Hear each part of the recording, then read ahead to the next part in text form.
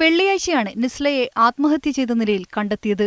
പരീക്ഷയിൽ തോറ്റതിൽ മാനസിക വിഷമത്തിലായിരുന്നു കുട്ടി. ഉമ്മയെ വിളിച്ച് വിഷമം പങ്കുവച്ച ശേഷം നിസ്ല ആത്മഹത്യ ചെയ്യുകയായിരുന്നുവെന്ന് ബന്ധുക്കൾ പറയുന്നു. രണ്ടാം തവണയാണ് 9ാം ക്ലാസ് പരീക്ഷ എഴുതുന്നത് എന്നതിനാൽ വിജയത്തിനായി കഠിനപ്രയത്നം നടത്തിയിരുന്നെന്ന് സഹപാഠികൾ പറഞ്ഞു. 10ാം ക്ലാസ്സിൽ 100 മേനി ലക്ഷ്യമിട്ട് സ്കൂൾ അധികൃതർ നിസ്ലയെ തോൽപ്പിച്ചതാണെന്ന് ബന്ധുക്കളും ആരോപിക്കുന്നു. കഴിഞ്ഞ പ്രാവശ്യം അങ്ങനെ ആയതുകൊണ്ട് പക്ഷേ കഴിവിന്റെ പരമാവധി അവർ ശ്രമിച്ചിരുന്നു. കഴിഞ്ഞ പ്രാവശ്യം 9ാം ക്ലാസ്സിൽ തോറ്റതായിരുന്നു. അതിൽ തന്നെ നല്ല വിഷമമുണ്ട്. എനിക്ക് ഇത്തവണ നല്ലോണം പഠിച്ചൊക്കെ ചെയ്തിരുന്നു. എന്തുകൊണ്ടോ എക്സാം ഇത്തവണ ഫെയിലായി.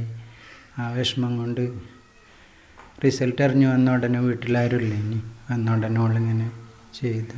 2000 രൂപ ഇതെല്ലാം കെട്ടി ട്യൂഷനെല്ലാം പോകാൻ ആരംഭിച്ചിനി. പുസ്തകമെല്ലാം വാങ്ങി.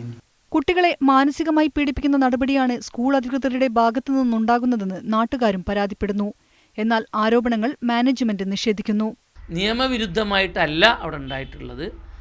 ഒരു പെൺകുട്ടി എന്നുള്ളതിലേക്ക് 2ാം പ്രാവശ്യം തോറ്റത് ഒരു പ്രയാസമുള്ളതാണെങ്കിലും സ്കൂൾ അതിൽ ഏറ്റവും പിന്നിലുള്ള മുഴുവൻ ഡിവിഷനുകളിലും കൂട്ടുമ്പോൾ ഏറ്റവും പിന്നിലുള്ള കുട്ടികളെയാണ് തോൽപ്പിച്ചിട്ടുള്ളത്.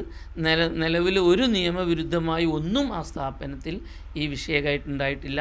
സംഭവത്തിൽ അന്വേഷണം ആവശ്യപ്പെട്ട് വിദ്യാഭ്യാസ മന്ത്രിക്കും പോലീസിനും പരാതി നൽകാനുള്ള നീക്കത്തിലാണ് ബന്ധുക്കൾ. ഷിത, മീഡിയ 1 കോഴിക്കോട്.